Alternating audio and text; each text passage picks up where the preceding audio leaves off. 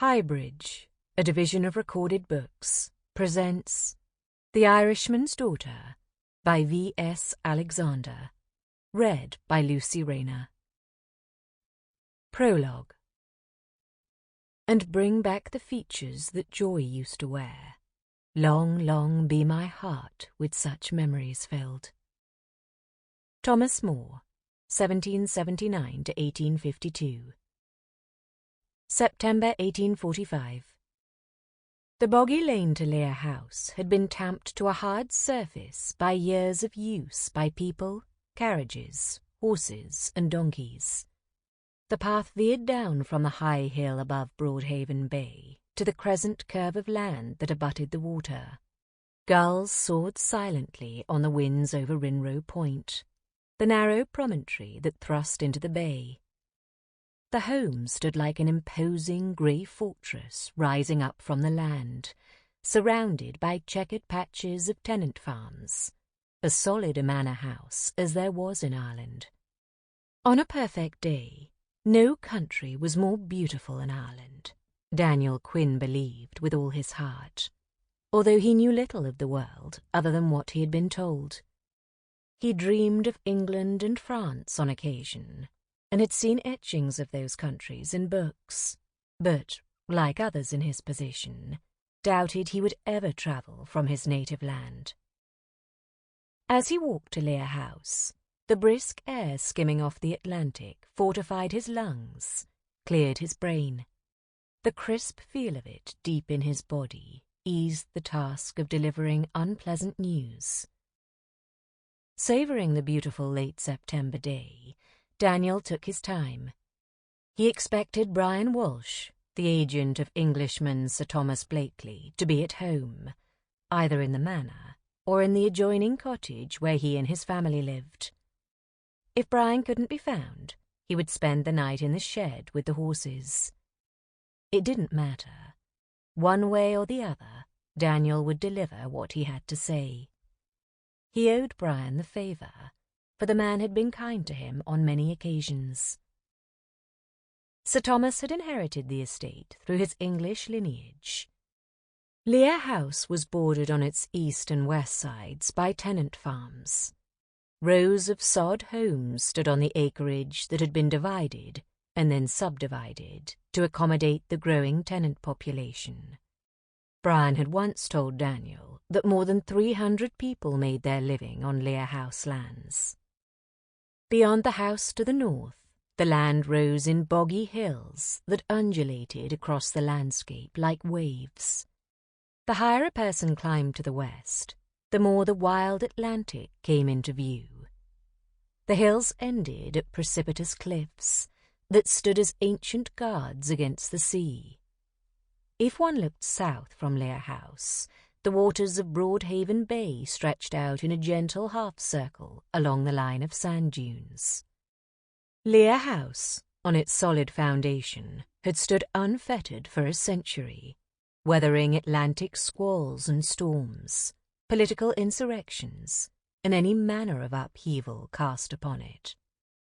Daniel Quinn walked past the sod homes, many belching smoke from the hole in their roofs, capturing the eyes of some tenants working in the fields, and, finally, arrived at the rocky circular path that led up to the manor steps.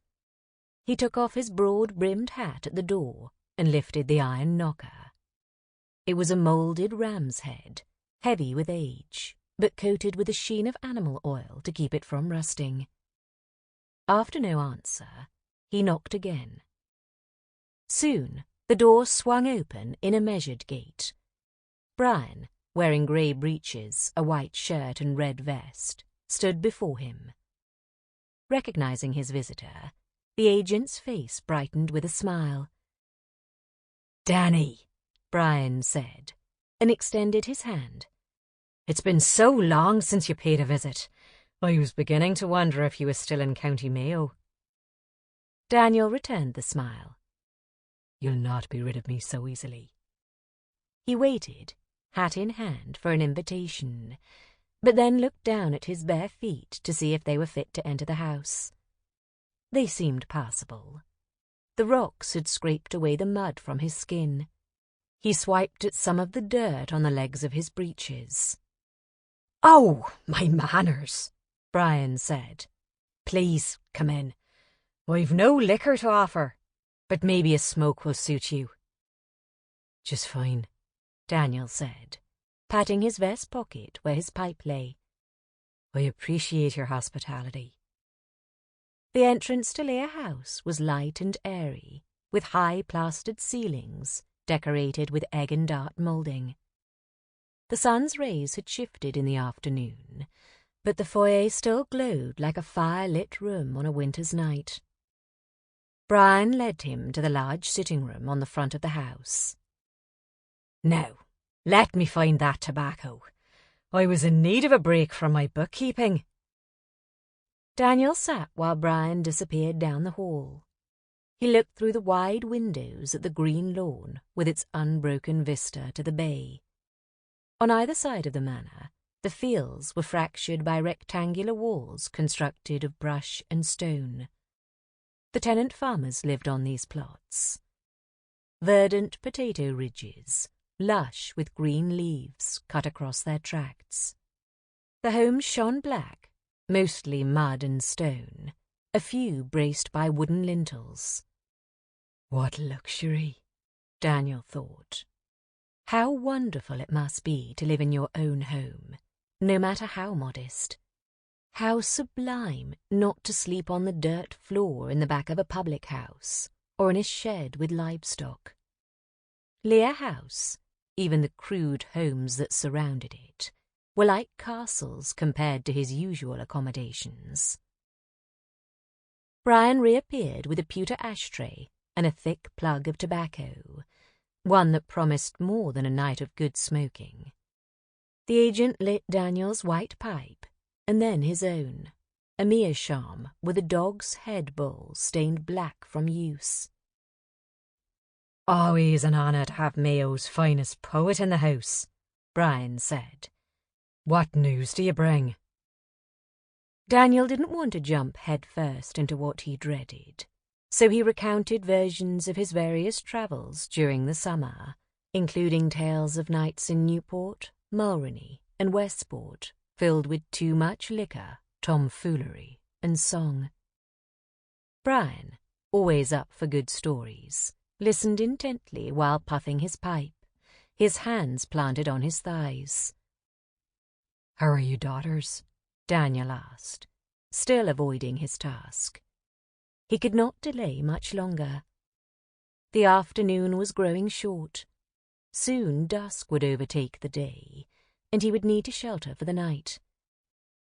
"My dear Lucinda is spending the fall and winter in England, tutoring 3 children, a family acquaintance of Sir Thomas." He puffed on his pipe. "My lovely Briana is either preparing supper at the cottage or sneaking off to see Rory Caulfield. Like most children, she thinks I have no eyes or ears." He laughed, and a stream of grey smoke spilled from his lips. Daniel removed the pipe from his mouth and tapped the ashes into the tray. His forehead tensed. "I've come because I have an unpleasant matter to discuss." Brian gave him a quizzical look. "An unpleasant matter?" "I feel you should know what I've heard. By all accounts, it will affect the parish. As the biggest agent in the barony, and a friend, I came to you first." Brian's grey eyes flickered in apprehension. "Go on." "In Westport, I met a man from France who was taken with my songs, a level-headed wanderer who touches neither drink nor tobacco, and he showed me a drawing." Daniel remembered the picture as clearly as the day he had seen it. The Frenchman knew a smattering of English and Irish, and he described the flowing charcoal lines he had drawn. Black lumps of wilted leaves, withered vines, rot, decay. "It has happened in his homeland, and has spread far, to England and beyond. A plague will soon be here." Brian leaned forward, pointing his pipe stem at him. A plague? Surely you don't mean the sickness that visited Wallachia not so long ago? No, it thrives upon the land. In fact, upon the crop that fills our very stomachs. The tubers? Brian asked. Yes, it turns them black as night, transforms them into a vile, stinking mush that neither man nor beast can eat. Daniel read the look of mild concern on the landlord's face. This man, the one who told you, you believe him? Brian asked. I've not heard of any plague upon the crop. He returned the pipe to his lips. Besides, there have been other blights on our land. We've survived them. He had no reason to lie. Brian pointed to the window. But you saw the fields. The crop is luxurious. Daniel nodded. Yes, but this plague strikes overnight and spreads like fire. We can pray that the Frenchman is wrong. The manor door opened, and Briana strolled into the room. Many seasons had passed since Daniel had seen her. She was a young woman now, probably 18 if his memory served him, with round, feminine features and long, dark brown hair. She was no longer the gangly adolescent he remembered from previous visits. A hint of recognition passed across her face. He remembered singing to her when she was a child on many nights before he had taken to his bed of straw behind the cottage, where he listened to the wind until he fell asleep under the stars. How peaceful the night, how calm the sleep. The poet?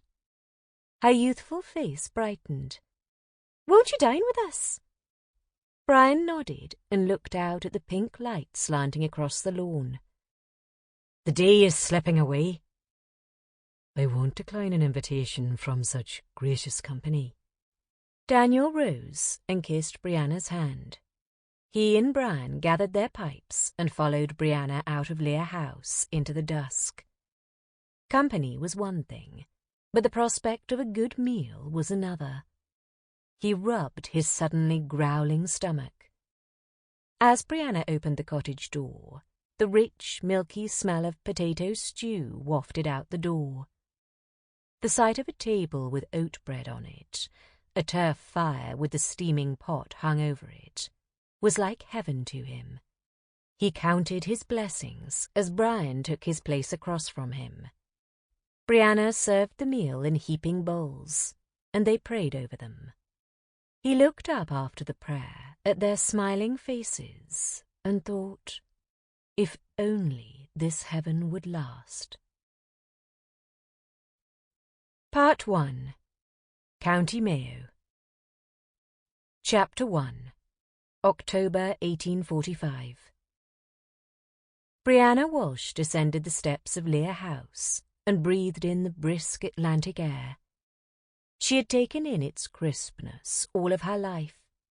The air comforted her, filled her with joy, and always deepened her sense of security, no matter the time of year or the weather.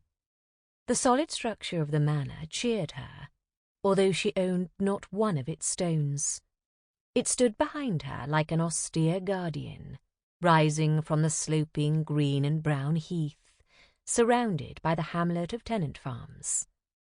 Along with her family, these farmers were the people she loved, and she could imagine no other home on earth than these lands. She considered Lear House her second home, the first being the adjoining cottage, the site of her birth. Sir Thomas Blakely, the English owner who spent most summer months in County Mayo, when he could divorce himself from his textile business in Manchester, also called it home. This evening, Briana had been to the manor in her father's stead to make sure everything was locked up for the night. With its rock facade, climbing ivy and slate roof, Lear House retained its regality in the dying light. Briana knew every nook and cranny of the manor, the history of every oil painting, the provenance of every object displayed upon its shelves. She had touched each book in its ample library, and read many of them, except for those, the most academically stuffy, that held no interest for her. She and her father lived in the tidy cottage that rested just to the west of the house, adjacent to the western farms and the cliffs that ended at the sea. She gazed at the cottage as well, which was infused with a buttery glow from oil lamps. At this hour, after supper, Brian would be smoking his pipe and reading. The sun, obscured except for occasional splints in the leaden clouds, was beginning its descent into the Atlantic beyond the western cliffs. The pallid rays, when they did appear, cast streaks of purple across the lawn. Behind her, to the north, the land rose to the plateau and bluffs overlooking Benwee Head and the Stags of Broadhaven, the rocky, jagged islands rising like shark's teeth from the sea. As she walked from Lear House to the farthest eastern tracks on the manor acreage, a foul odour wafted into her nostrils. There, on the last remaining lands before slanting to the bay's shifting dunes, Rory Caulfield and his brother made their homes. He had claimed his corner on the far border of the manor holdings. It looked out to the sandy bay and the distant hillocks to the south. Rory had sent her a message through his brother's son, asking her to come to his land. Something was wrong, and she only had to breathe to know it. The poet and her father had told her weeks ago at supper about rumours of potato crop failures on the continent, but she had wondered if the story might be part of Quinn's own flair for the dramatic. She had always felt there was something theatrical, bordering on artifice, about his personality. Tales embellished by too much poteen. But tonight, judging from the urgent message conveyed by the boy, the nervous apprehension that filled her body, and the putrid odour, something was indeed wrong. She wondered how the smell could be so overpowering that it could dominate the wind rushing in from the Atlantic. She tightened her mother's red shawl about her shoulders, covering her nose and mouth. The faint odour of wisteria water, a gift long ago from her father to her mother, blotted out the terrible stench. She walked in the centre of the pebbled lane, avoiding the carriage ruts carved into the path, lifting the hem of her scarlet petticoats as she bounded over puddles. An excursion up or down the drive was always a challenge by carriage. Often she preferred to be let out on the hilltop road to walk down to the house, even in the foulest weather. The middle of the path also held its dangers. Rocks dislodged by the horses, indentations made by the power of hooves that could easily cause a sprained ankle or fall. The estate was separated by irregular lines of brush and stone fences, some hundreds of years old, and others built much later as the tenant population bore children and expanded its claim. Many of the homes had thatched roofs, but most were little more than mud huts with a vent so the toughed fire smoke could escape. The estate seemed to grow every month with a new fence and the wail of a newborn. Soon she neared Rory's small acreage where he tended his potato crop, in addition to the oats and rye he farmed on land higher up the hill. He sold the oats and rye, as did the other tenants, to pay in kind for his rent. The lane led her past the larger parcels, some as sizable as an acre, down to the quarter acres owned by Rory and his brother. Rory leaned casually against the corner of his cabin. He was clad in dark breeches, a white shirt, and a green jacket. He, like her, wore no shoes. Tobacco smoke twirled through his nose and mouth as he inhaled deeply from his clay pipe. His reddish hair glowed auburn in the sunset. Near his cabin, a pig snuffled in the turf. Rory, like other tenants, kept the animal inside at night for safety and warmth. She stopped a few paces away, her body kept to a respectable distance by the social views of her father. "A woman should save herself until her marriage night," he had told her years after her mother had died. His words only echoed those she was sure her mother would have spoken had she lived. Tonight, the plans she dreamed of sharing with Rory, the whispered words of love she wanted to say, would wait for another day. No matter that they had known each other since they were children, and their affection had grown over the years. The time to show it hardly ever seemed to present itself, because of their duties with the manor and farm. But their marriage was coming soon. Rory had told her so. Rory pointed to the potato ridges that weren't far up the sloping land. She stared at the blackened leaves and pressed the shawl tighter against her mouth. Rory beckoned her closer, stooped, and touched one of the dark leaves. It melted into a viscous goo in his hand. "See," he said, "this is what the poet predicted would happen. Look!" He grabbed a nearby spade and thrust it into the ground. He dug quickly, turning over the moist earth at the top of the ridge. The potatoes were planted there for maximum drainage. He reached into the earth, grasped the potatoes, and lifted them for her to see. He crushed one with his hand, and a slimy mush dripped from his fingers. His hand opened in the feeble light, revealing the mouldy, black and grey meat inside them, gangrenous in appearance. She would never have suspected that the crop, lush, bright and green as of yesterday, could change to rot in less than a day. She stepped back. "Are they all gone?" "All that I've checked," Rory answered. He threw the rotten potatoes on the ground and rubbed his hand across the furrow to rid his fingers of the putrefaction. "Even my pig has the sense not to touch them." "The plague Daniel Quinn predicted? And we don't know why?" Rory nodded. "The summer was mild and wet, excellent for growing potatoes. Even the fall has been good. Some will say this curse came from rain and wind, others insects. But what I fear most are those who will claim it comes from God." "Even after Daniel Quinn departed, Father said it was silly to worry about such things," Briana said. "Providence will provide, he told me." The wooden door to Rory's brother's cabin creaked open. Jarlath stretched his arms, lit his pipe, and then nodded to Briana. She shifted on her feet and bowed slightly to him. Looking back to Rory, Briana asked, "Is every row like this?" "Yes. This crop is ruined. We'll have to start over for the spring. I don't know whether we can salvage seed potatoes." The poet's words about the plague came rushing back to her.